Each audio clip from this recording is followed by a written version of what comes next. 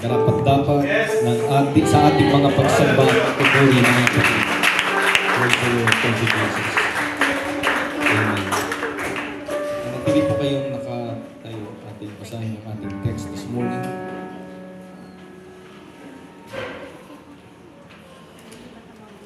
Ephesians chapter 2, let's read verse 4 hanggang verse 7.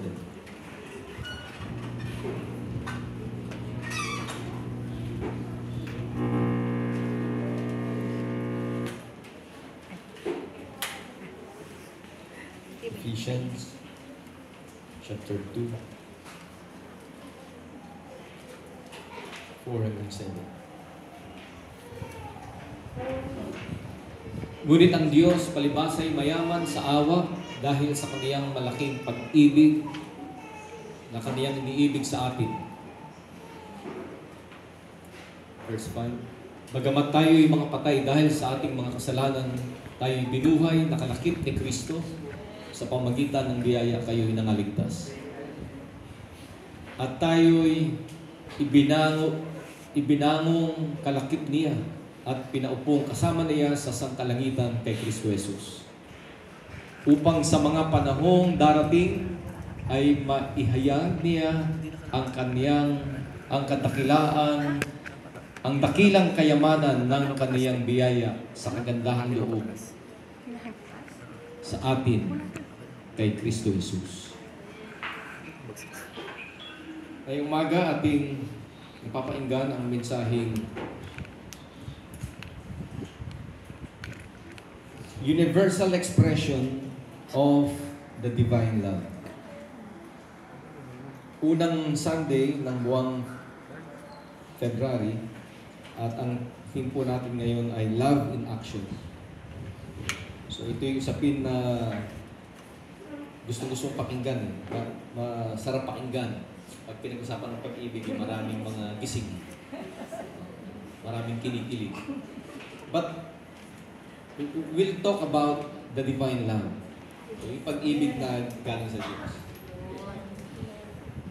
Manalangin mo, nag-pray na ba tayo? Di ba? Okay, let's pray. Salamat Panginoon, manguna ka sa bawat sa amin. Salamat po sa iyong presensya. Inukuban mo kami ng iyong banal na dugo at malayang kumilos ang iyong espiritu sa bawat sa amin. Madama namin ang lalim ng iyong pag-ibig sa oras pong ito. Mangusap ka, Panginoon, sa pamagitan ng mensaheng inihanda sa araw pong ito para sa bawat sa amin. Salamat po sa lahat ng tinanggap namin sa buong sanlinggo, sa pag-iingat mo at sa pagkatagpo mo sa aming mga pangailangan. Sa iyo po ang kapurihan at pasasalamat. In Jesus' name we pray. Amen. Nakapo na po kayo.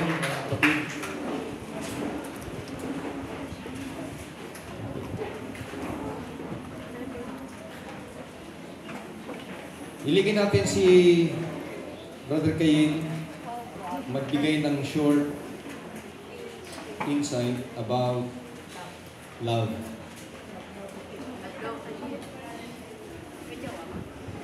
Hindi ko alam, in love na ba ito si Cain?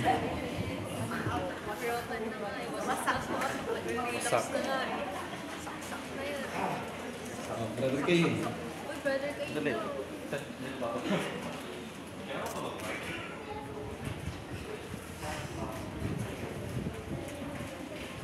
So, magandang hapon po sa atin. Lahat. Ay! Di ba hapon? 10:40 kayo, aga pa. So, siguro simulan natin para naman interactive tayo. Magtanong tayo sa isang may asawa na, isang youth, tsaka isang... Sige, magtanong tayo kay Brother Larry. Ano po ba sa inyo pag sinabing pag-ibig? Sa karanasan nyo po bilang may asawa? Kasi yung pag-ibig, pag nanggaling sa ating puso, magtsatsaga at magtitiis ka, kahit malayo nililigawan mo. Matanong po kayo, nung kayo po yung in love is Tarita. Ay! Kasi parating kayo, talaga sa totoo lang, malayo ang bayan ng Mulanay. Kapita tayo. Malayo po yung Mulanay sa San Pablo. Ako'y walang pamasahe. Ako'y nakikisakay po sa mga may kargang saging, may kargang niyong. Pagdating ko dito sa San Pablo, dyan sa Kalihan, nababa ako, makita ko lang at may silayang ko lang ang aking mahal. At yung pumarapatid, mga 2 araw, dadaanan lang po yung sinakyan ko, papunta na po ako ng Bulunay. Pero andun yung kagalakan ko at nakita ko siya. Thank you, boss. Pero punta tayo sa mga bata-bata na couple para ito natin yung comparison. Si Ate Nonet. Ba't ka na-inlove kay Jim? Hindi pa. Bakit? Wala po siyang gabi. Ay. Bali, hindi ko talaga siya gusto ng una. Ayun po, pero nakita ko po yung talagang sincerity. Talagang, hanggang ngayon po, talagang maalaga po siya sa bata. Sincere talaga siya sa bata. Pa-define naman natin yung pagmamahal sa wala pang kasintahan. Which is, para sa'yo, ano hinahanap mo na katangian ng pag-ibig? Pinuntahan talaga. Hanapin mo, ha? Tayo. Simple lang.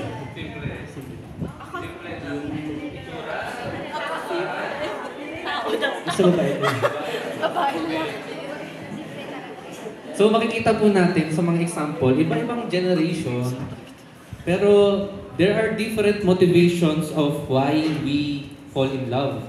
Ako, I'm talking from magsasalita ako from a sociological experience from a sociological standpoint. Yung iba kasi, sabihin nila, ito kasi tinitibok-tibok ng puso ko, kaya itong nararamdaman ko sa kanya.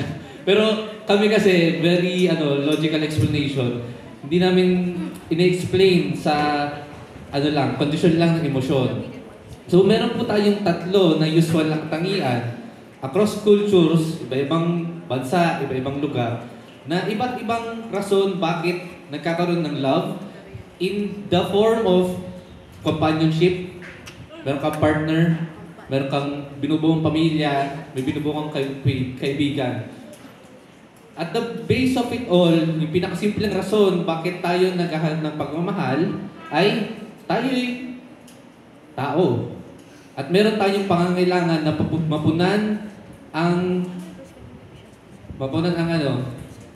ang puso natin kasi kailangan natin ng may kausap, may kasama, may katuwang. Kasi sabi nga, di ba, no man is an island. Ang tao by nature, kapag yan ay kahit naman sino siguro, Bartolina mo, tapos 3 araw walang kausap, babaliw, di ba? By nature talaga, naghahanap tayo ng mga kasama, ng mga katuwang. So, the reason is emotional.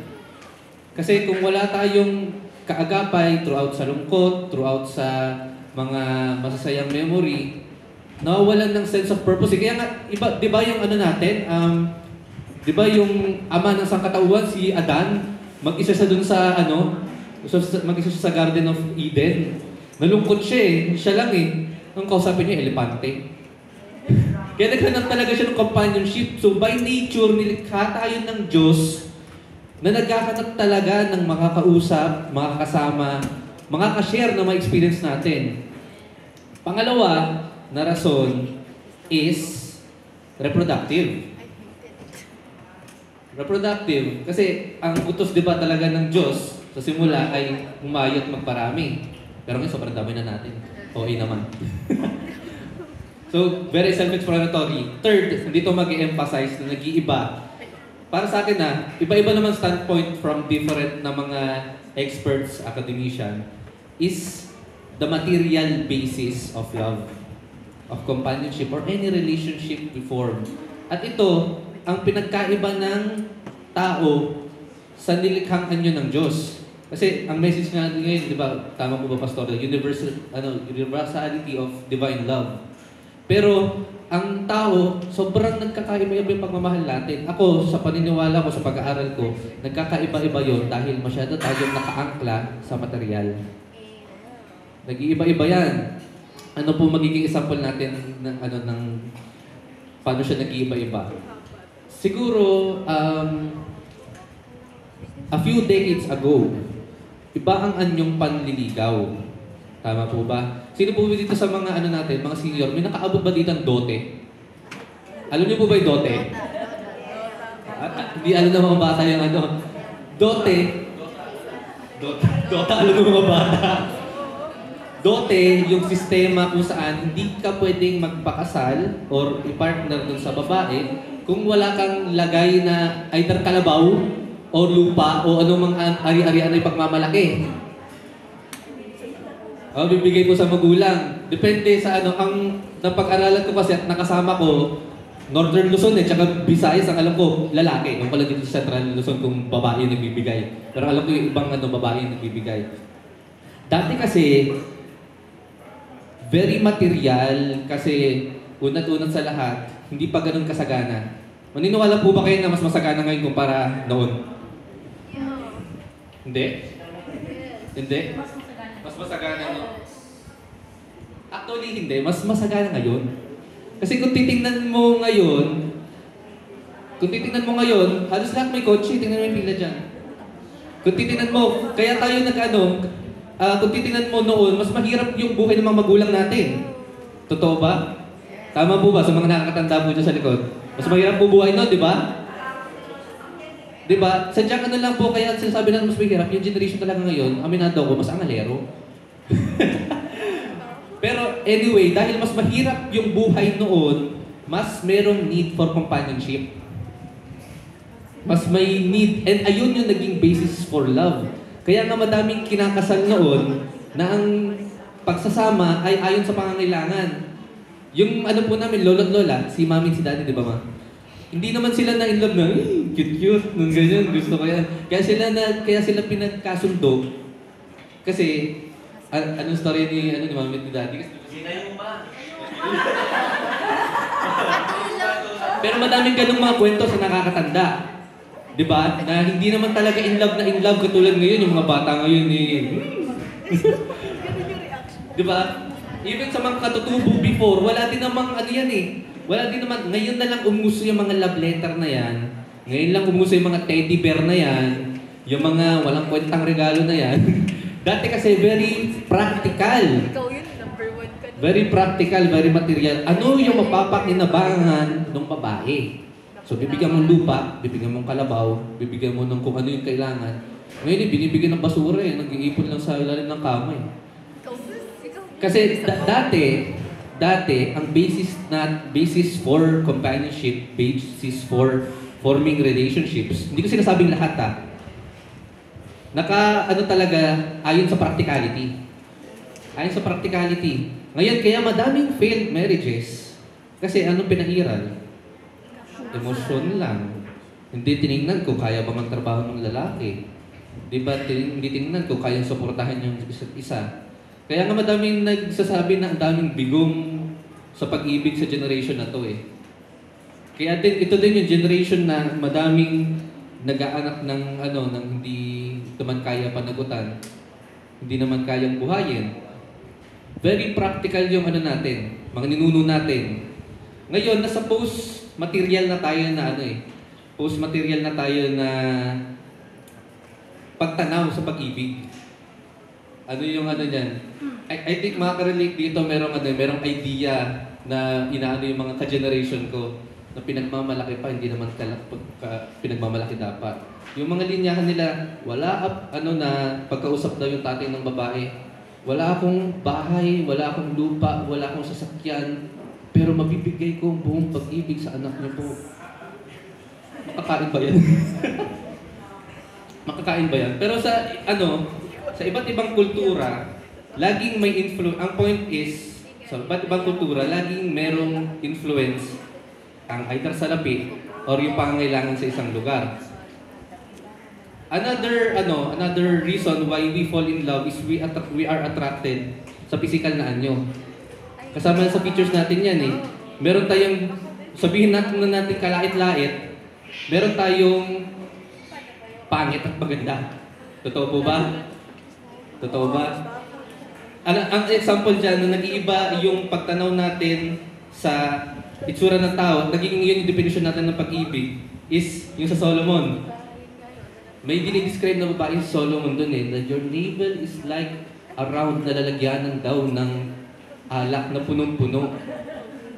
So ano yung bulok yung tiyan? ano daw, halos pumutok na daw ng filled with wine eh. Pero sa atin, ano ba definition natin ng ano ng maganda, in love na babae? 'Di ba? Hugis, Coca-Cola, ganyan. So, kung tataka ka, bakit ganun yung ano, si Solomon, mayaman na hari, madaming babae. Tapos ba't ganun yung trip niya? Ba't ganun yung trip niya? Ipopoint ko po na kahit yung kagandahan na tinitingnan natin na anyo, even yung emosyon, is nakaangkal pa rin sa material. Bakit ganun yung pananaw nila? Actually, madaming culture sa Middle East na ang trip nila, babae na chunky. Offensive daw pag mataba eh, kaya chunky na lang ngayon. Kasi bakit? Nakaangklo pa rin yan sa kulturang material. Chunky. Offensive daw pag mataba eh, chunky.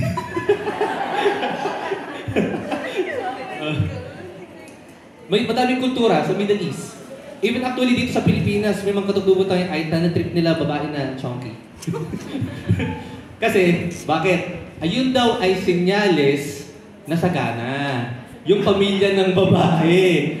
Na meron daw kakayanan na mag-provide nung para dun sa pangangailangan, nabubuin ng babae at lalaki, patunay na may sakaan yung babae, patunay yung pagkain na may kinukuha. So even, nakikita natin dito, even yung kagandahang anyo ng tao, nakabase sa material. Hindi ka naman, sa practical na dimension, yung pinag-usapan ko kanina, mag-aasawa ka ba ng pulubi? Nang hindi naman kaya suportahan yung pangailangan mo, lalo na kung ikaw ay isang conservative, traditional na babae, mag-aasawa ka ba ng lalaki na palamunin? Hindi po, di ba? Oh, nakaangkal pa rin sa material ang talino ng isa. Nakatak tayo sa talino, di ba? Sa kakayanan magsalita. So nakaangkal pa rin sa material. Kasi, ang tanong ba nun, nakapag-aral yung lalaki, may ano ba, may maganda pang trabaho. So, hindi natin mapagkakaila na isa sa mga reason na bakit tayo na-attract, bakit ang isang tao ay maganda sa atin, yung ano, kaibig-ibig, ay dahil nakaangkla sa material na kondisyon ng mundo. Kung ikaw naman, di ba, piliin ng partner at mamimili ka ba ng ano, ng mahirap, syempre pipiliin mo yung mayaman na afam, di ba? Pipiliin mo, di ba, yung ano, yung mas maganda yung katayuan sa buhay. Logically.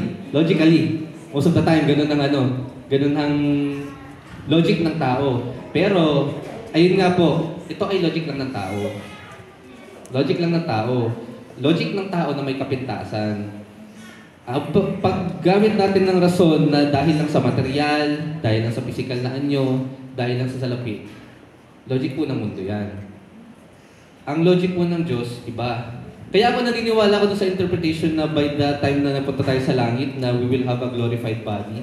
Hindi ako naniniwala doon na ano lang yun, na basta-basta na sobrang ganda, na sobrang mukhang mayaman, mukhang malinis. Ang tingin ko talaga na babaguhin ng Diyos doon, ito. Tsaka ito. Kasi kaya lang ang definisyon natin ng pag-ibig ay nakaangkla sa material, kaya lang natin naiisip yung mga bagay na pang-physical na anyo, nakabase sa material, sa salapi, dahil sa kasalanan. Dahil sa kapintasan ng isip, dahil sa kapintasan ng puso, dahil yung mga anyong pag-ibig ng tao na to, nag-iiba nga dahil nakaangkla sa material, for many centuries, this form of love has been the reason why wars have been waged. Bakit madaming giyera, madaming patayan, madaming dugo ang tumulo sa lupa dahil sa pagmamahal na gantong anyo na nakaangkla sa material. So makikita po natin, maganda pakinggan pag-ibig pero pag ang pag-ibig ay pag-ibig lang ng tao na naka-define lang sa standards natin, iba-iba yan Pero at the end of the day, nakabase yan dito sa material na mundo. At kung dito lang ibase, it's love of the flesh. It's love based on carnality. Pero ang Diyos ninanais tayo na maging glorified. He is showing us examples of love that moves past materialities. At ayun po yung ibabahagi ngayon. Ngayon po ang mapapakinggan natin na preaching ngayong umaga. It's the Lord. Okay. So ang pag-ibig, mga kapatid, pag dinefine ng mundo, iba't iba yung pagpapaliwanag. Pag pupunta ka ng Europa, ng Amerika, paano nila dinidefine or in-express yung love? Di ba masyado silang matawag dyan? Yung, ha? Hindi, bukod sa extravagant, yung expressive, yung public display of affection. Kasi nyo, mga taga-Europe at Amerika, pag magkasama yung dalawang nagmamahalan, kahit nasa public yan, oo, nag-embrace, nag-kiss, okay? So yung public display ng affection. Hindi ho ganyan dito sa Pilipinas. Noon ha, kasi ngayon medyo na-adapt na rin. Noon parang hindi tama, parang mahalay ang dating kapag sa labas ay magpapakita ka ng ganyang affection. Okay. Kanina nabanggit yung dote. Kailangan ang lalaki merong ibibigay doon sa partido ng babae. Okay? Pero may mga kultura, yung babae ang magbibigay, babayan. Okay? Alam niyo yung konsepto sa Amerika na will you marry me? Sino nagtatanong? Lalaki. Kasi culturally, babae ang sumasagot ng kasal. Papayag ba kayo rito? Yung babae, magpapakasal kayo gagastos. Hindi ganun sa atin. Lalaki ang gumagastos. Okay? Noon, sasabihin ng magulang sa babae, huwag ka na mag-aral. Kasi mag-aasawa ka na rin lang. Magkakasawa ka rin naman eh. Parang yung pangangailangan ng babae depende doon sa mapapangasawa, doon sa lalaki. Okay? Pero nagbago ng panahon natin. Ngayon marami ng career woman. Marami ng career woman, yung mga babae, kumikita sila ng pera, so wala na yung kaisipan na dependent masyado ang babae sa lalaki sa panahon natin ngayon. Na nung unang panahon, kahit sinasaktan na yung babae, hindi makahiwalay sa lalaki kasi numaasa siya rin eh. Pero ngayon, ang mga babae ay kaya na tumindig sa sarili lang pa. So nagbabago. Ang point natin dito, yung pag-ibig ng tao is conditional. Tama? Ang pag-ibig ng tao ang pag-ibig ng tao ay conditional. Ibig sabihin, nakadepende sa mga kondisyon.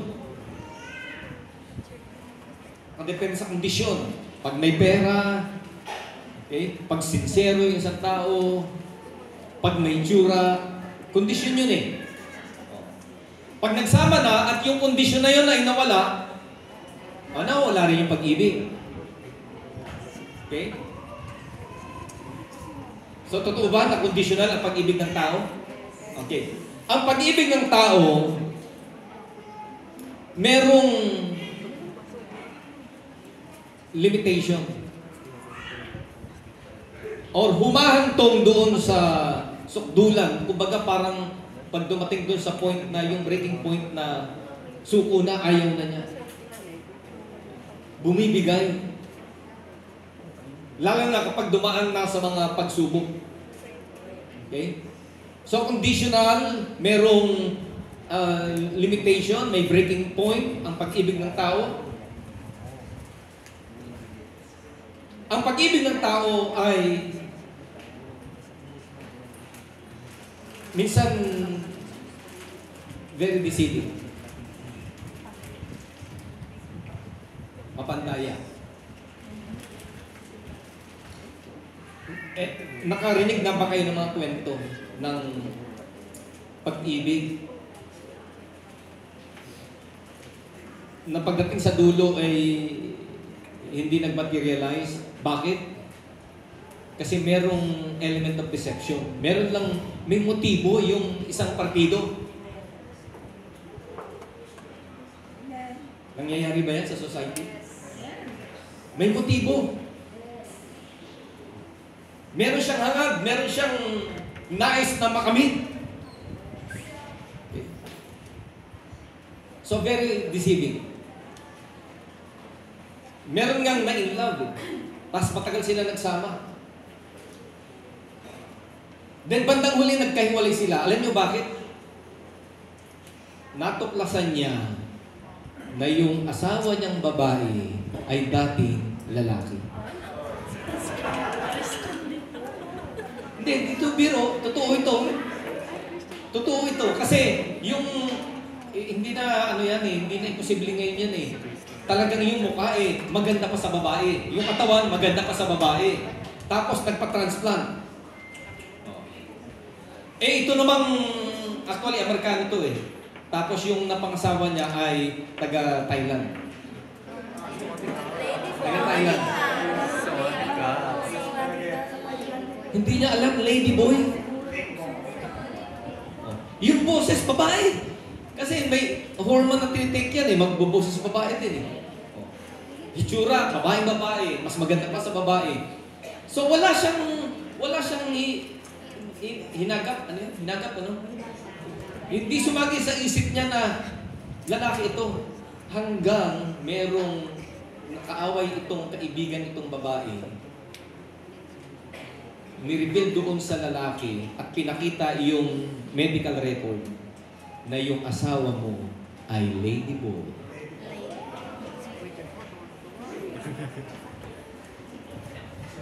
Deception. So ang pag-ibig ng tao, mga kapatid,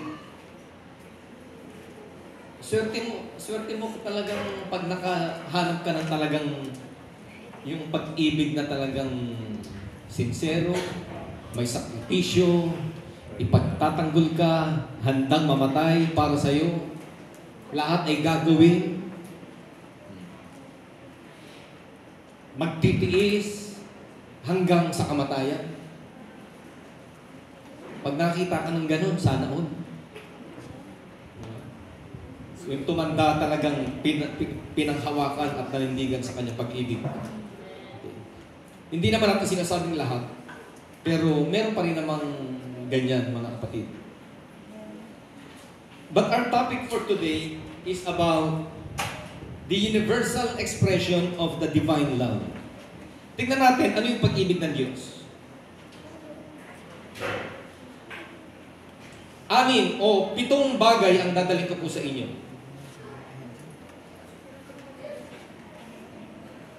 Expression of the divine love. Number 1, those who come to Him will certainly not cast out. According to John chapter 6 verse 7. Lahat ng lumapit sa Kanya, lahat, pag sinabing lahat, wala akong pinatanging tao, wala akong lahi na pinatutungkulan, walang kulay ng balat na pinatutungkulan. Lahat, sino man ang lumapit sa Kanya ay, sabi rito certainly. Pag sinabing certainly, tiyak. Hindi daw niya ika-cast out. Hindi niya tatanggihan. Hindi niya itataboy. Kaya nga, pag binasa natin yung Acts 17, verse 25 to 27, ang sabi po doon, He gives life and breath to all. Siya'y nagbigay ng buhay at ng hininga sa lahat. Ano man ang lahi, ano man kulay ng balat, siya ang nagbigay ng hininga at buhay sa lahat. At ang sabi doon, pag hinanap siya'y masusumpungan. At ang totoo, hindi siya malayo sa bawat isa sa atin. Ang Diyos natin, tingnan nyo sinner or saint, hindi siya malayo sa bawat tao. Kahit yan pa ay Muslim, yan pa ay isang Hindu, yan ay isang Kristiyano, o yan man ay atheist, ang Diyos hindi malayo sa kanila. Yun ang pag-ibig ng Diyos. At kahit anong klaseng tao pa yan, anong kultura ang kinalakihan niyan, anong religious affiliation niyan, anong sabi ng Bible, kapag lumapit niya sa Diyos, hindi niya itataboy.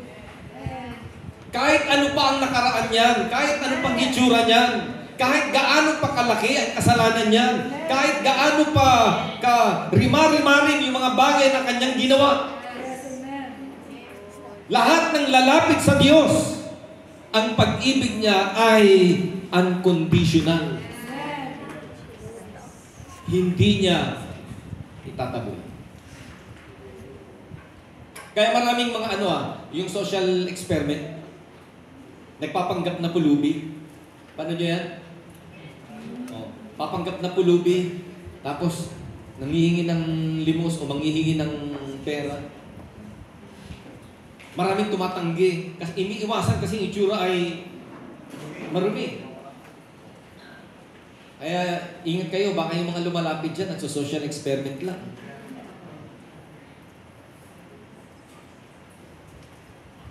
Ang Diyos hindi ganun. Ano ba tayo? Ano nakaraan natin? Anong may pagmamalaki natin? Tumingin tayo sa Bible. Anong klaseng mga tao yung lumapit sa Panginoon?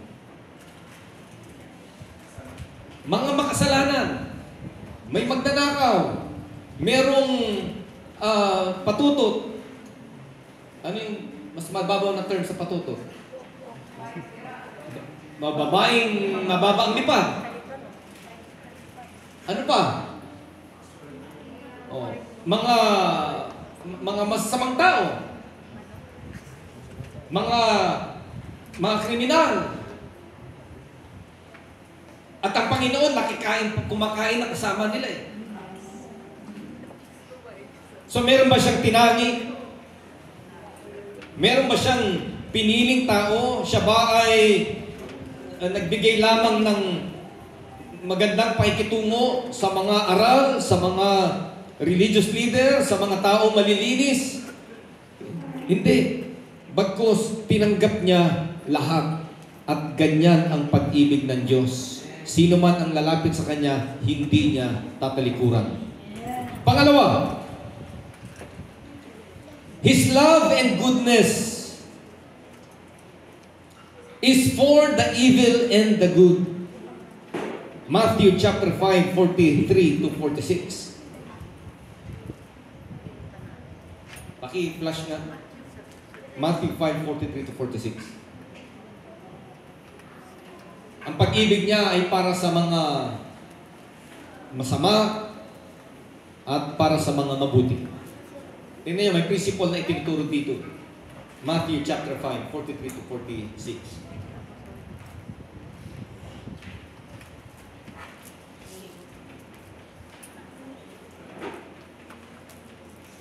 Narinig ninyo, sinabi, iibigin mo ang iyong kapwa at kapuputan mo ang iyong kaaway. Saan lumang tipan, ano? Pero ano sabi sa sumunod na verse? Datapwat, sinasabi ko sa inyo, ibigin ninyo ang inyong mga kaaway at idalangin ninyo ang sa inyo'y nagsisiusig. Upang kayo'y maging mga anak ng inyong Ama na nasa langit. Ibig sabihin, ito ang katangian ng Diyos, ng Ama. Anong katangian niya? Hindi niya itinatakol yung masama. Okay? Anong katangian niya? Yung gumagawa ng masama ay ginagantihan pa rin niya ng kabutihan. At ganun daw yung nais ng Diyos sa atin para maging anak tayo ng Diyos. Okay? Ano sabi rito? Sapagkat pinasisikat niya ang kanyang araw sa masasama at sa mabubuti at nagpapaulan sa mga ganap at sa mga hindi ganap. 46. Sapagkat kung kayo'y iibig sa nagsisiibig lamang sa inyo, ano ang ganti sa inyong kakamtin? Hindi baga gayon din ang ginagawa ng mga maniningil ng buwis? So tingnan nyo ha, yung universal law.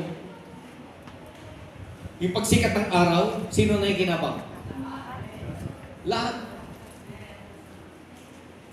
Pagbuhos ng ulan, sino na ikinabang? Lahat. At salamat, ganun ang Diyos. Kasi kung pasisikatin nila yung araw sa mga mababait, paano tayo? Kung pauulanin lang para doon sa mga mabubuti, paano yung mga masasama? Ang problema ito, naglahok yung mabuti at masama. Pero paano ang pag-ibig ng tao? Ang pag-ibig ng tao hindi ganyan eh. Yung gumagawa sa'yo ng mabuti, ayun lang ginagawa mo ng mabuti. Pero yung gumawa sa'yo ng masama, iniiwasan mo o kaya pagwiwikaan mo ng masama. Pero sa Diyos hindi ganon. Tingnan niyo yung pag-ibig niya, hindi subjective. Hindi nakadepende kung mabuti ka o masama. Pantay ang kanyang pagpapakita ng kagandahang loob. So His love and goodness is for evil and the good. Pangatlo, His concern is for all humanity, for them not to perish. 2 Peter chapter 3 verse 9. Lagi natin naririnig yan. God is not willing that any should perish. Hindi niya ibig lang na ang mga tao ay mapahamak, bagkus ang lahat ay maligtas.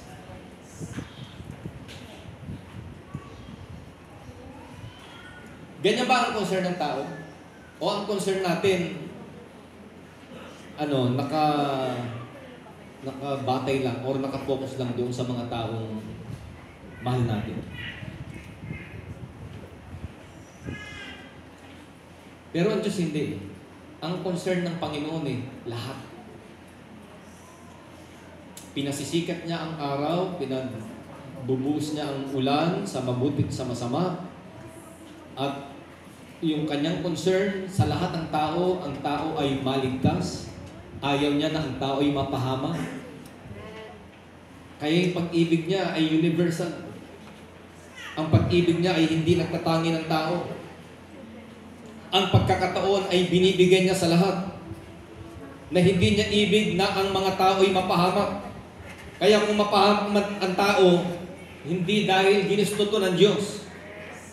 Napapahamak ang tao dahil sa sarili niyang mga gawa. Napapahamak ang tao dahil sa katigasan ng kanyang ulo. Napapahamak ang tao dahil sa kanyang sariling lakad. Pero kung tatanungin natin ating Diyos, ayaw niya nun. Ayaw niya mapahamak tayo. Ang gusto niya, maligtas ang lahat ng tao. Pang-apat,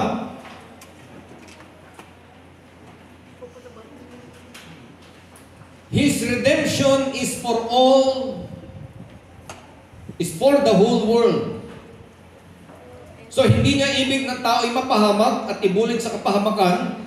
That's why He sent His only begotten Son. Kanino niya isinugo? Kanino niya binigay? Sa buong sanlibutan. Kaya nga gayon na lamang ang pag-ibig ng Diyos sa sanlibutan. Yung sanlibutan doon, hindi itong physical na mundo na inaapakan natin. Yung sanlibutan doon, yung tao, tayo. Yung understanding ng mga Hudyo noong unang panahon, salvation is of the Jews. Ang kaligtasan ay para sa mga Hudyo. Ang understanding nila, dito nagmumula ang kaligtasan sa mga Hudyo. Pero tandaan natin, yung kaligtasan ng Diyos, yung redemption ng Panginoon, ay para sa lahat ng tao. Isinugo ang kanyang anak, nabayubay sa krus ng Kalbaryo, nabubuo ang kanyang dugo, inintroduce ang isang bagong tipan, hindi sa piling tao, nakagaya ng mga Hudyo, kundi para sa lahat ng tao. Kaya nung siya inintroduce ni John the Baptist, behold, the Lamb of God who takes away the sins of the world. Kaninong sin? Kasalanan ng buong sanlibutan. So, redemption is for the whole world. Dahil ang Diyos ay hindi nagtatangi ng tao. Panglima, papaano makakamit ang kaligtasan? through the preaching of the gospel or the good news. And according to Matthew chapter 28 verse 19 to 20, tingnan nyo expression ng pag-ibig ng Diyos Ano ang utos doon sa mga alagad? Go ye. Saan sila mag-go? Dahil dito'y magsiyaon nga kayo. Saan? Gawin ninyong mga alagad ang lahat ng mga bansa. So yung gospel ay ipinapakalat, ipinapangaral sa lahat ng tao. Nung iutusan ng mga alagad na sila'y humayo, ang commission sa kanila ng Diyos ay into all the world. And this gospel of the kingdom shall be preached into all the world. Bakit ipapangaral ang ebanghelyo sa lahat ng dako ng mundo? Because it is the expression of God's love. Kapahayagan yan, pagpapakita yan ng pag-ibig ng Diyos na hindi niya ibig na ang mga tao ay mapahamak. Na ang tanging paraan upang sila'y maligtas ay through the preaching of the gospel. Because this is the power of God unto salvation. Na bago dumating yung araw ng pag-uukom, bago dumating yung araw ng pagtatapos ng age na ito, ang ebanghelyo ay kailangan maipangaral, marinig ng lahat ng tao. At walang pinipili ang Panginoon. At gumawa siya ng lahat ng paraan na magagawa upang ang ebanghelyo ay malayang makadaloy at maipangaral sa iba't ibang dako. And we're living in the last days na kung saan ang ebanghelyo ay hindi na mapigilang makarating sa iba't ibang lugar.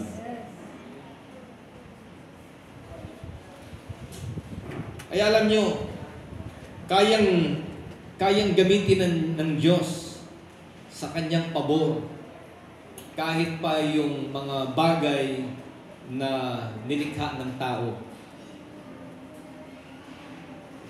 Halimbawa, yung technology, itong cellphone. Malaki na ang pagbabago ng panahon po natin. Pero yan man ay inbensyon ng tao, yan man ay para sa kapakinabangan ng tao, or maaring ang dulot niyan ay nagpabagsak sa moralidad ng tao. Yung mga technology na yan ay lalong nagpasama sa tao, pero ginamit din yan ng Panginoon upang ma-fulfill yung kanyang mga salita. That this gospel of the kingdom shall be preached into all the world. Ginamit din yung technology. Kaya nung unang panahon, bago mo may puslit ang Bible sa Middle East, tataya mo buhay. Kasi once mahulihan ka doon, isang Bible lang, dala-dala mo. Sinong galing Middle East? Basis, nung kahigpitan, naabutan mo ba yung kahigpitan doon? Nilalagay sa drum? Yung Bible. Mabiro nyo. Itinatago yung Bible. Yung kwento ng isang kapatiran natin, may mga tinapay doon daw, malalaki. Malalaking tinapay. Isa po kinain ng Pilipino, kinain para lang. Biro nyo? Noon daw yung tinapay na malaki, i-slice yun, tapos kung ano yung laki ng Bible, ikukorte doon. Doon nilalagay sa tinapay, pinapalaman sa tinapay. Pag nagtipo na sila, kukunin yung Bible, babasahin. Pag may kumatok sa pinto na nag-inspect, ibabalik yung Bible at yung setting nila ay parang nagkakainan lang. So hindi sila mahuhuli. By all means. Si Brother Fred, galing ng Middle East. Pag nahuli ka doon, isang Bible lang yan. How much more kung marami? Narinig nyo na yung kwento sa pinsan ko? Nagdala siya ng isang box ng Bible. Ang bira. Isa nga lang malaki na yung penalty, magdadala ka pa ng isang box. Pero alam nyo, ang Diyos mabuti. Kasi nung nandun na siya sa immigration, di ba may scanner? Lahat ng dala mo, padadaanin doon. Nung pumapasok na doon sa scanner yung kanyang box ng Bible, nagkaroon ng commotion sa isang section ng airport. So lahat ng tao na patingin doon.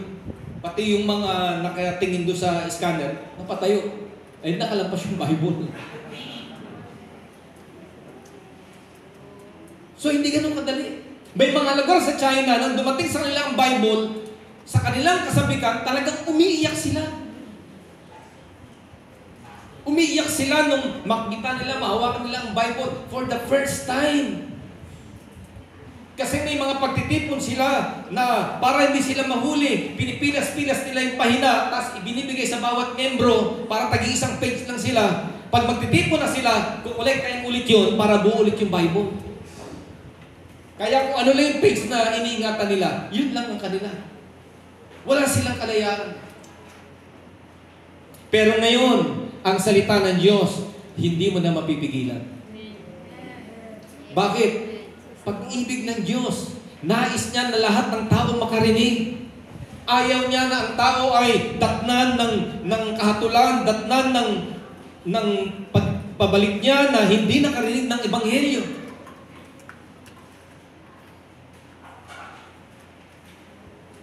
At ang preaching of the gospel is the expression of the divine love. Hindi ba natin na alam nyo, iba't ibang expression ng pag-ibig ng Diyos. Balik tayo sa pag-ibig ng tao. Kung lahat pinakita sa iyo yung kanyang pagmamahal, tapos hindi ka pa rin naaantig. Alam nyo, mayroong love story na ganyan. Totoo ito, mga kapatid. Totoong love story ito. May nanliligaw. Binasted siya. Pero tuloy-tuloy pa rin siya. Binibigyan niya ng regalo, binibigyan niya ng love letter, card. Pero parang ayaw pa rin sa kanya eh. Then yung babae, nag-abroad, nagpunta ng ibang bansa. Alam niyo, talagang nag-ipon siya para puntahan lang yung babae. Siguro bandang huli, na-realize ng babae, ibang kasi pag-ibig nito. Talagang gumagastos. Talagang mahal ako. Bandang huli, nagkatuluyan din sila. At kinasal, nagkaroon ng mga anak. Isa may pag-ibig ganyan, di ba? Pinapadama. Ang masakit sa ganung kwento, kung sa kabila ng lahat ng ginagawa na pagpapadama, pagpapakita, pagsasakripisyo, walang response yung kabilang partido. Hindi yung pwedeng ganun ang pag-ibig. Ang pag-ibig ay two-way yan eh. Hindi pwedeng yung isa lang eh. Kinakailangan dalawa yan, mga kapatid. Nandito pa lang tayo sa panglima na expression ng pag-ibig ng Diyos. Nung lumapit ka ba sa Panginoon, tinakwil ka ba niya? Tinignan ba niya nakaraan mo? Tinignan ba niya kung anong pagkatao mo? Nung lumapit ka sa Panginoon, dahil ba ikaw ay mabuti? Sino ang lumapit sa Panginoon dahil mabuti siya? Dahil siya ay mahusay. Di ba wala naman tayong pagmamalaki? Tayo ba nung lumapit sa Diyos, meron ba tayong pagmamalasakit sa Kanya o wala tayong pakialam? O siya yung naunang nagmalasakit sa atin? Yung Kanyang redemption ba ay para sa mga Hudyo lang o para sa piling mga tao? Para sa mga taong matutuwid? O nadamay tayo, kasama tayo? Ito, pakinggan niyo mabuti. Yung Ebanghelyo na iniiwas-iwasan mo, kahit saan ka magpunta, sinusundan ka pa rin. Yung salita ng Diyos. Yung salita ng Diyos na tinatanggihan mo. Yung salita ng Diyos na binabaliwalaan natin. Na yung mga time na may Bible study, pag parating na yung pastor, umiiwas ka. Yung mga time na may mga ngaral, kinukutya mo, may kakatok sa bahay mo, ayaw mong pagbuksan, wala hong tao dito, umalis daw. Yung mga time na nare-reject mong salita ng Diyos. Di ba? Pero, ano ang pag-ibig ng Diyos? Patuloy na pinaparating sa iyo yung kanyang mensahe. Patuloy tayong sinusuyo ng kanyang salita. Patuloy siyang nagpapadala sa atin ng kanyang love letter, which is the Word of God. Matagal na time, na panahon na nire-reject natin, tinatanggihan natin. Pero yung love letter ng Panginoon, di ba? Patuloy na pinadadala sa iyo. Pang-anim, hindi lamang in-express niya ang kanyang pag-ibig sa pamagitan ng ebanghelyo ng kanyang salita. Ang pag-ibig ng Diyos ay isinugo sa ating mga puso. Samantalang tayo'y makasalanan, Christ died for us. Hindi lamang siya namatay sa atin, isinugo niya ang kanyang espiritu sa ating mga puso. Ang sabi sa Acts chapter 2 verse 38, "For the promise is unto you, and unto your children, and unto your children's children." At kahit ilan pa yung tawagin ng ating Panginoon, salamat, kasama ako doon, kasama kayo doon sa ilan pang tatawagin ng Panginoon. At kung tinawag tayo ng Panginoon, kung tinawag tayo ng Panginoon, nung tayo manampalataya, ipinagkait ba niya ang kanyang espiritu sa atin? Espiritu niya I will pour out my spirit upon all flesh. All. Kaya kung meron kang kaisipan, bakit hindi ko pa rin nare-receive ngayon? Baka may mali kang pananaw. Kasi promise yun Expression pag-ibig niya, pupunuin ka niya ng kanyang espiritu, pupuspusin ka niya. Pero, kung bakit hindi mo natatanggap, walang problema sa Diyos kasi mayaman siya, ibinigay niya yon mga kapatid. Ang problema sa atin. So the promise of the Holy Spirit is for all, para sa lahat. According to Acts 2:39 and Romans chapter 5 verse 5.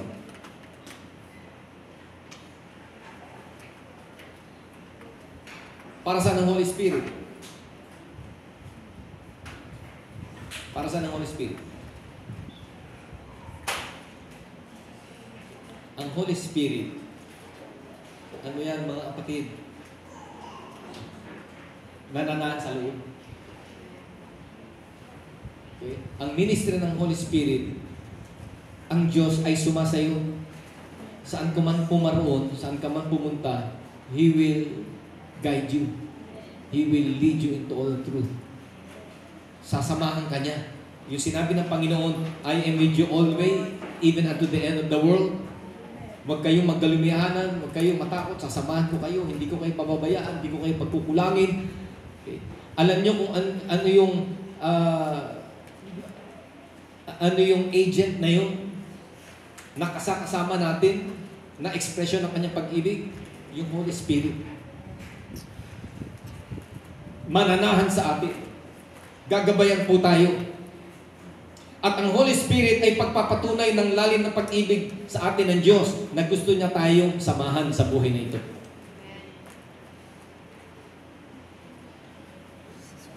Bakit ka nagpakasal sa asawa mo? Bakit ka nagpakasal? Ito rason.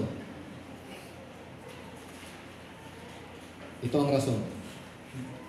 Tamang rason. Gusto mo siyang makasama habang buhay.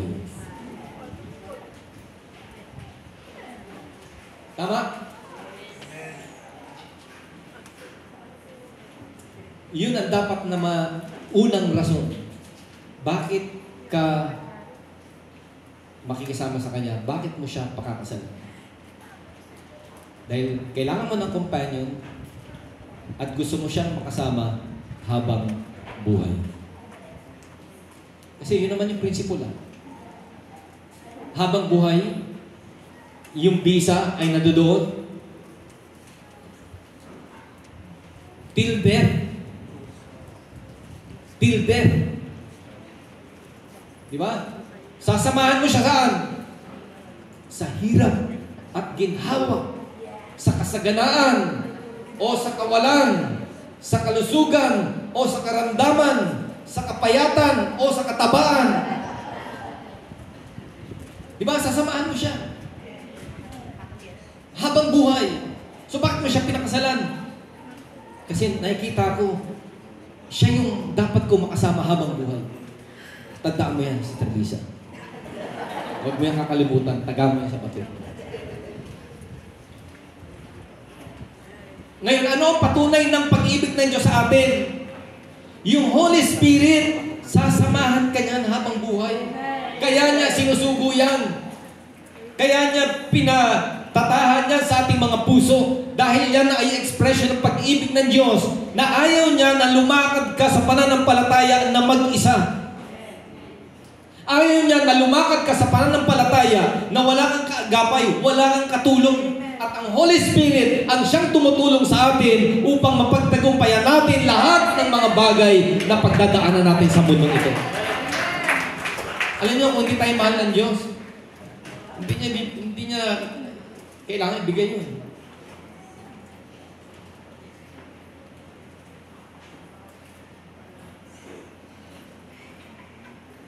Pang-ilan yun? Pang-anim? Ay, ito pang-pito. Ready na kayo sa pang-pito.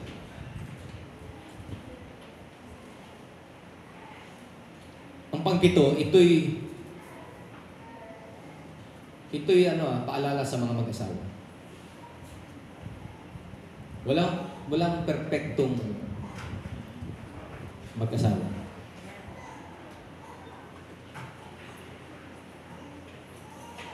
Mga young couples, yung mga nasa prime na ng buhay nila at yung mga senior na, take note yung pang-pito. Announcement. May LCN tayo sa February 16. Oo, linggo yun. Padalawin nyo yung mga young people. Ang approach natin dito ay holistic. Kailangan kasama ang magulang. Okay? Tapos, ano ba yan? Setup natin. May salo-salo, di ba? Kanya-kanyang dala ng pagkain. Pero sa February 22, yung couples, yung mga may asawa at yung mga kasama doon yung mga widow. Okay? Basta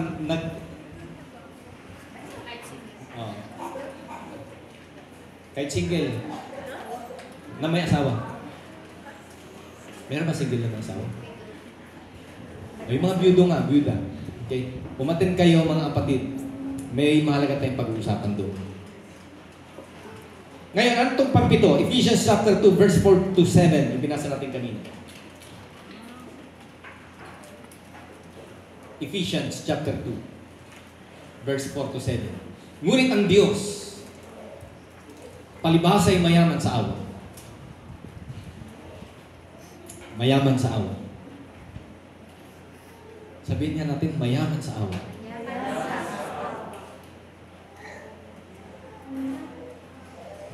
Alam nyo, kung meron kang kapartner sa buhay,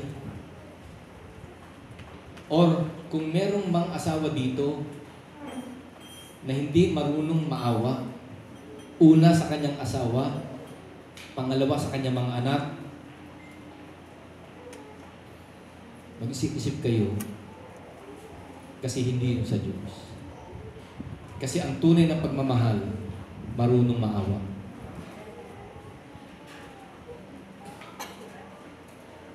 Tama? Hindi ka na naawa sa asawa mo. Siya na naglaba. Siya na nagugas ng plato. Siya na malansya. Siya na malengke. Tapos ikaw nakaupo, hawak mo cellphone mo. Uy!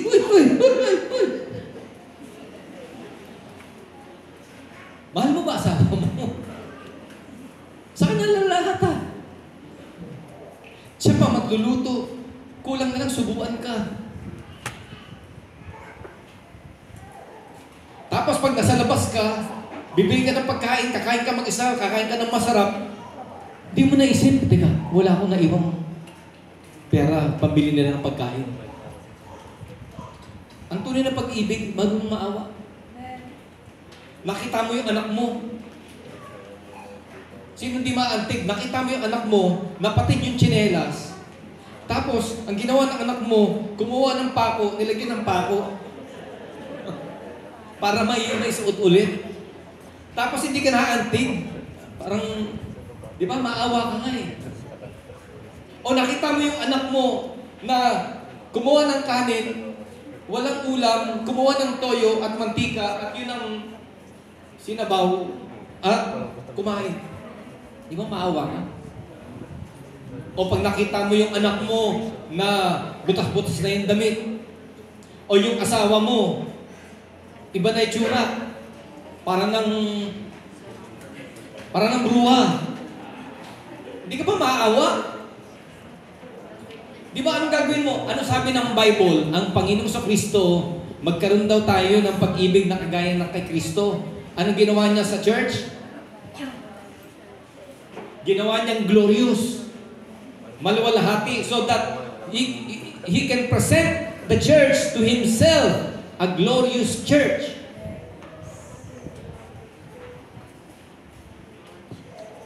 So ang tunay na pagmamahal, mga kapatid, marunong maawa.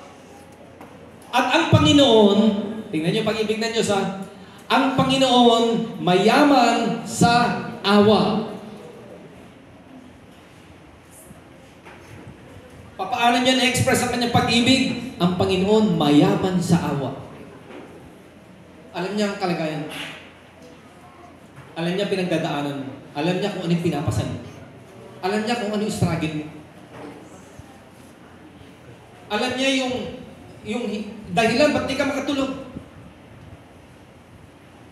Alam niya yung pain na pinagdadaanan mo. At ang Panginoon nakatingin lang sa'yo. Hindi dahil wala siyang gagawin, kundi nandoon yung awa niya. Mahabagin siya, mga kapatid. Bakit niya naiintindihan? Minsan siya naging tao. Naranasan niya yun, naramdaman niya. Alam niya kung ano yung failure, alam niya kung ano yung pain, alam niya kung ano yung need, alam niya kung ano yung suffering. Kaya, pag siya'y nakatingin sa'yo, naiintindihan ka niya, naaawa siya. Alam niya yun, na bago ka pa nga humingi, nag-awa, Panginoon, tulungan mo ako. Alam niya na yun. Dahil siya'y mayaman sa awa. Sabi nito, dahil sa kaniyang malaking pag-ibig na kaniyang iniibig sa atin. Pag-ibig ng Diyos daw ay ano? Malaki. Yung awa niya ay mayaman. Yung kanyang pag-ibig ay malaki. Hindi ho pipitsugin, hindi ho mahinang klase. Malaki. I-relate natin, i-ano natin sa tao. Paano masasabing malaki ang pag-ibig ng isang lalaki sa kanyang asawang babae? O paano masasabing malaki ang pag-ibig nung kasintahang lalaki sa kasintahan niyang babae o yung kasintahang babae sa kasintahang lalaki? Paano masasabing malaki ang kanyang pag-ibig? How can you tell? Sprite. Paano masasabi na talagang malaking pag-ibig? May pagtitiis?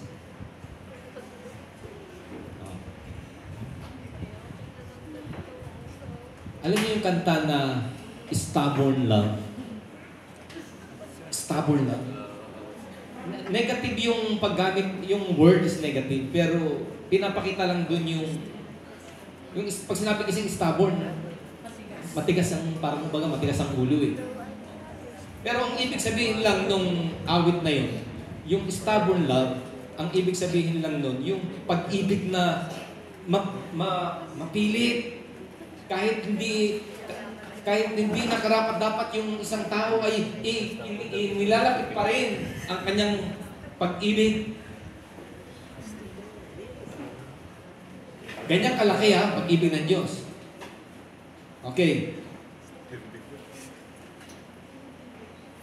Sino rito? Ilang beses na nagkamali? Taas ang kamay, ilang beses na nagkamali? Sino rito, ilang beses nang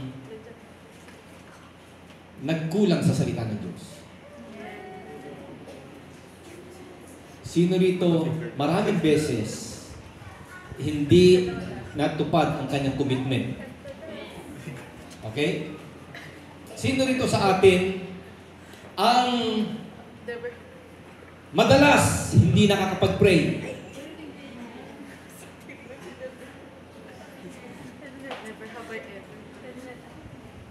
Aminado tayo. Di ba? Sino rito matigas ang ulo? O, lahat tayo, di ba? Marami tayong mga pagkukulang, marami tayong pagkakamali.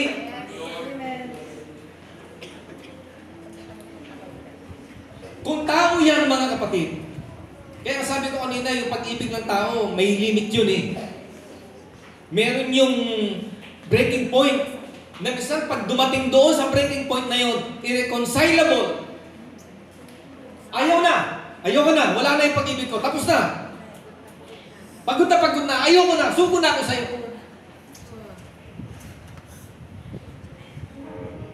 Hindi ko na kaya. Hindi na kita kayang tiisin. Maghiwalay na tayo. Di ba? Ganun tayo, tao. Pero, ang pag-ibig ng Diyos is a stubborn love. Maraming beses tayo nagkamali, maraming beses tayo nagkulang, maraming beses tayo tumalikod, maraming beses tayo nagkasala, pero yung pag-ibig ng Diyos ay patuloy na sumusunod sa atin. Because His love is stubborn. Ang kanyang pag-ibig, ang kanyang awa ay mayaman, ang kanyang pag-ibig ay malaki. Kasi kung ang batayan ng Diyos yung katapatan natin, kaya sabi ko sa isang pastor, alam nyo, yung provision ng Diyos, yung blessing ng Panginoon, lagi nyo kasi sinasabi, kasi magtapat ka lang, worthy ka lang. Maraming panahon, hindi ka nga nagtapat pero binilis ka pa rin. Maraming panahon, nagkulang ka nga pero tinugod ka pa rin. Para ipakita sa iyo, mahal ka ng Diyos. Kasi ang pag-iibig niya ay malaki at ang awa niya ay mayaman. Tuloy natin ang pagbasa, verse 5. Bagamat tayo'y mga patay dahil sa ating mga kasalanan, tayo binuhay na kalakip ni Kristo. See, paano tayo sinimulan? Paano tayo nagsimula? Patay nga tayo. Wala nga tayo, silbi. Wala nga tayong pag-asa. Pero, para sa iyo pa rin. Verse 6. At tayo'y ibinangong kalakip niya at pinaupong kasama niya sa sangkalangitan kay Kristo. 7. Upang sa mga panahong darating ay maihag niya ang dakilang kayamanan ng kanyang biyaya sa kagandahang loob sa atin kay Kristo Jesus. Okay. Ito pag-ibig ng Diyos. Ang pag-ibig ng Diyos ay past, present, and future. Alam niyo ba yung pag-ibig natin ngayon ay past and present lang? Yung future, depende yan. Yung future, depende yan. Subjective. Pero ang Diyos hindi. Ano sabi dyan, no? Upang sa mga panahong darating. Darating pa lang. Pero may nakahanda na siya sa'yo. Darating pa lang, pero may nakalaan na siya para sa'yo. Darating pa lang, pero alam na ng Diyos kung ano yung mangyayari at ipinirepare niya na para sa'yo. Dahil mahal ka ng Panginoon. Hindi mo pa nga na-experience. Hindi mo pa dinadaanan. Wala ka pa doon. Pero ipinrovide na ng Diyos para malaman mo ang kayamanan ng kanyang biyaya at kagandahang loob.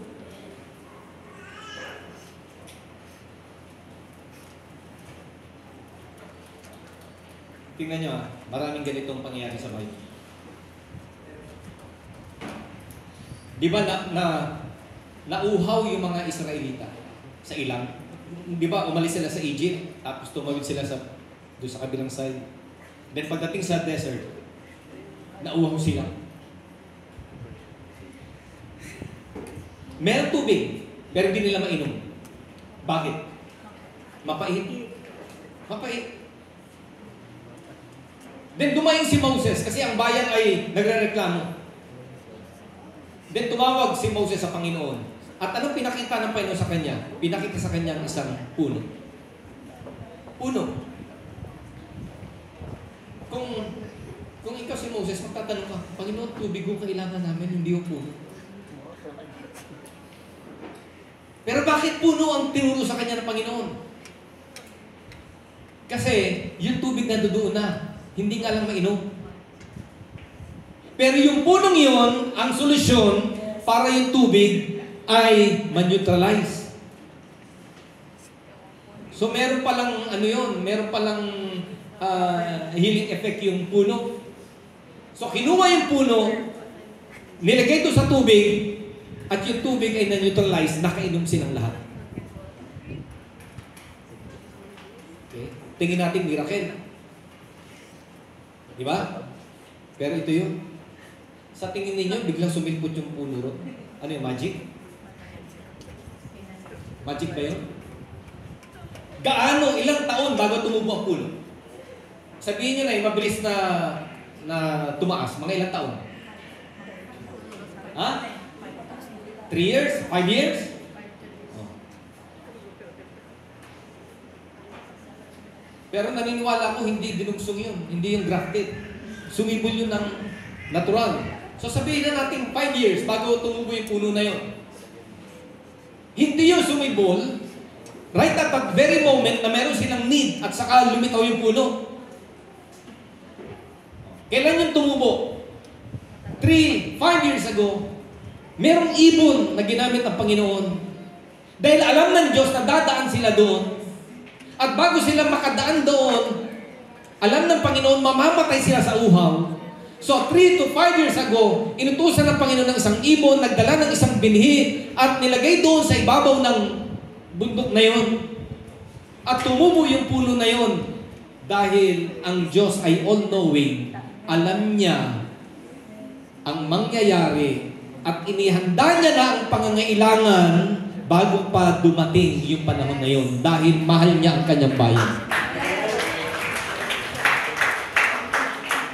Ngayon, alam nyo ba, minsan tayo nagre-reklamo, nakikita natin yung problema. Minsan tayo dumadaing nakikita natin yung pangit. Di ba? Pero alam nyo ba, bago dumating yung problema na yan, may solusyon ang Diyos. Para ipakita sa iyo yung yaman ng kanyang biyaya at kagandahang loob sa darating na panahon. Sa darating na panahon, hindi pa nangyayari. Papunta ka pa lang doon, pero ang Panginoon, inihanda na. Kaya alam nyo, yung tunay na pag-ibig, hindi yan hindi yan nakatingin ngayon lang eh. Nakatingin na sa hinaharap. Kung mahal mo asawa mo, hindi ka lilisan sa mundong ito na mababaw sa utang yan. Diba? Kaya buhay ka pa, may St. Peter ka na. Buhay ka pa, kumuha ka na ng insurance. Buhay ka pa, nagbuhulog ka na ng lupa sa sementeryo. Buhay ka pa, nag-iimpo ka na. Pag tinanong para saan yan? Pag nawala ako, ayokong pag-usapan yung patay-patay na yan. Saka na pag dumating yung panahon na yan. Hindi eh. Diba? Pagmamahal niya nga yun eh. Dahil ayaw niya na darating yung panahon na yun, nagduluksa na nga, tapos isang buwan ka nang nakalibing, nagluluksa pa rin dahil walang pambayad. Diba? Futuristic, bago dumating, nagpe-prepare na. Ito, makinig kayo, mga binata at dalaga. Lalo na dalaga. Kung mahal ka ng lalaki,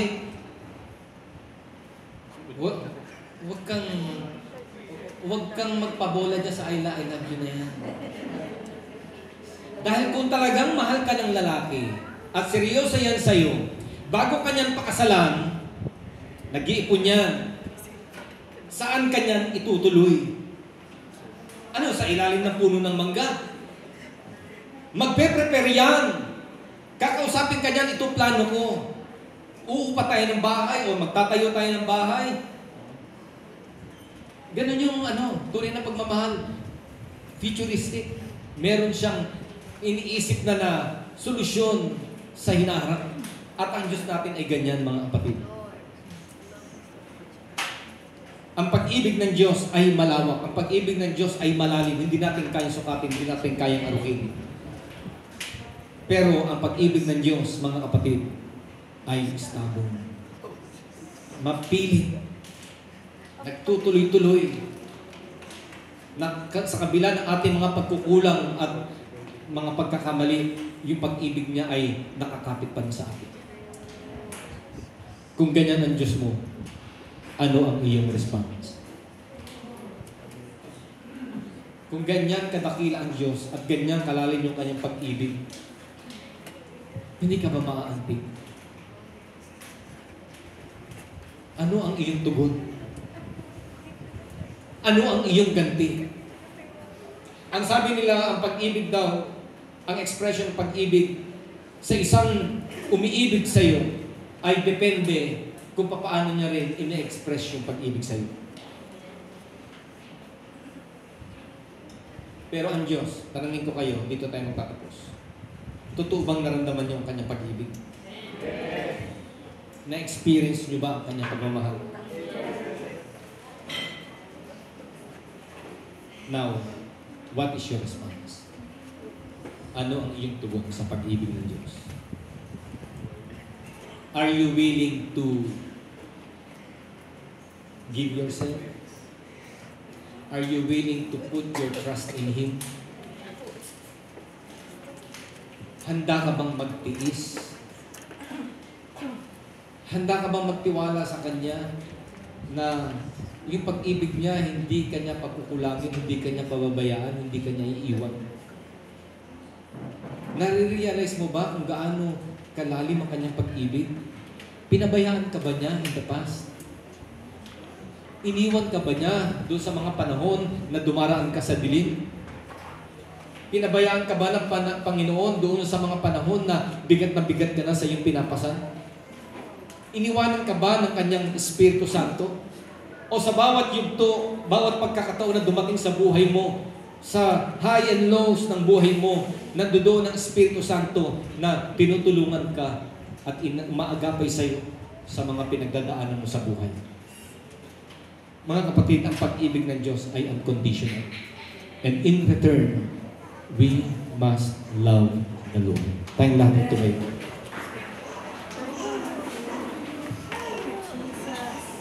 Thank you, Jesus. Thank you, Jesus.